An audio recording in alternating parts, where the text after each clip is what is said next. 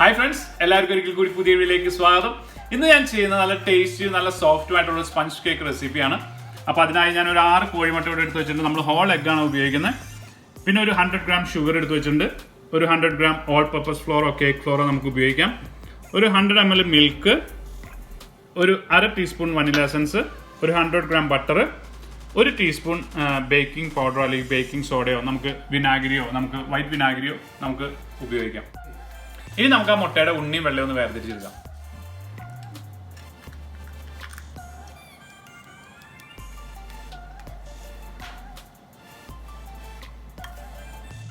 ഞാൻ പാലൊന്ന് ചെറുതായിട്ടൊന്ന് ചൂടാക്കിയിട്ടുണ്ട്. ഇനി ആ ബട്ടർ ഇതിനകത്തൊന്ന് മെൽറ്റ് ചെയ്യാനൊന്ന് ഇടാണ് അതിനകത്തേക്ക്. അപ്പോൾ അതിനകത്ത് അവിടെ കിടന്നത് മെൽറ്റ് ആയിക്കോളും. ഇനി നമുക്ക് ഈ മുട്ടയുടെ വെള്ളം ഒന്ന് ഒരു ബീറ്റ് വെച്ചിട്ട് ഒന്ന് ബീറ്റ് ചെയ്തെടുക്കാം. എന്നിട്ട് നമുക്ക് ഈ ഷുഗർ ഒന്ന് പതിയെ ആഡ് ചെയ്ത് അതും കൂടി ഒന്ന് ബീറ്റ് ചെയ്യാം.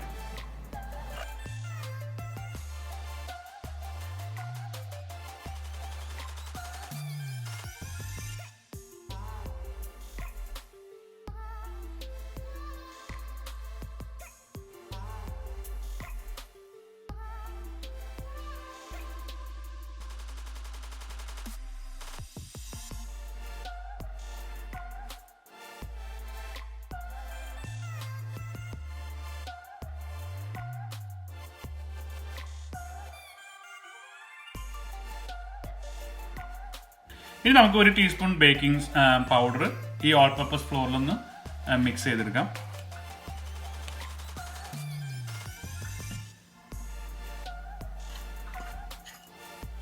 ഇനി നമുക്ക് ആ എടുത്തു വെച്ചിരുന്ന മുട്ടയുടെ മഞ്ഞ നമുക്ക് ഇതിനകത്തേക്ക് ഒന്ന് ആഡ് ചെയ്തത് പതിയെ ഒന്ന് ഇളക്കിയെടുക്കാം.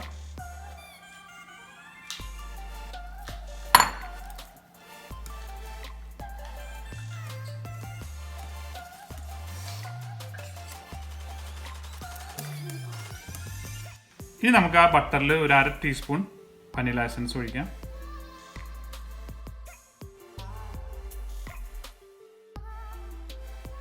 ഇനി നമുക്ക് ആ ഓൾ പർപ്പസ് ഫ്ലോർ ഒന്ന് അരിച്ച് ഇതിനകത്തേക്ക് ഒന്ന് ആഡ് ചെയ്യാം.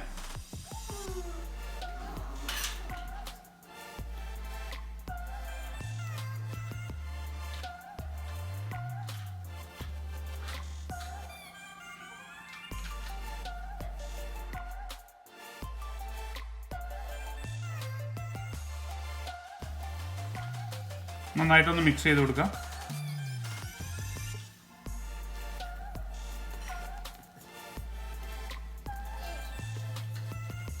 ഇനി നമുക്ക് ആ പാലും ബട്ടറും ഇതിനകത്തേക്ക് ഒന്ന് ആഡ് ചെയ്യാം.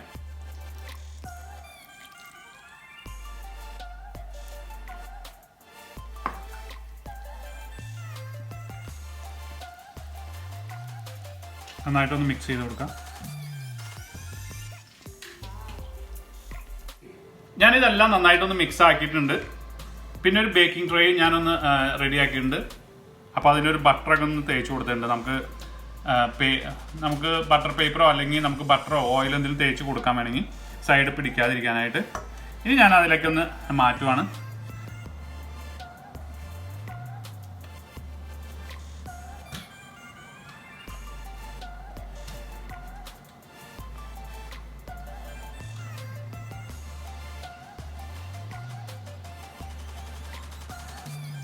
ഇത് നമുക്കിതൊന്ന് പതിയെ ഒന്ന് ടാപ്പ് ചെയ്ത് കൊടുക്കാം. നമുക്ക് ആ എയറൊക്കെ ഒന്ന് പുറത്ത് പോയി ഇത് ഫുള്ള് യോജിക്കാൻ വേണ്ടിയിട്ടാണ്.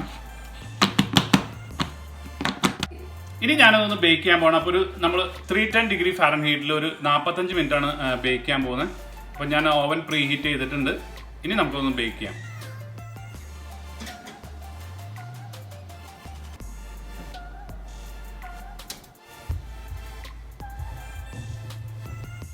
ഞാനിപ്പോൾ കേക്ക് ഓവനിൽ നിന്ന് ഇറക്കി ഒന്ന് തണുക്കാനായിട്ട് വെച്ചിട്ടുണ്ട്. നമുക്ക് തണുത്ത് ഒരു 10 മിനിറ്റ് ഒന്ന് തണുപ്പിച്ച് ശേഷം നമുക്കത് കട്ട് ചെയ്യാം.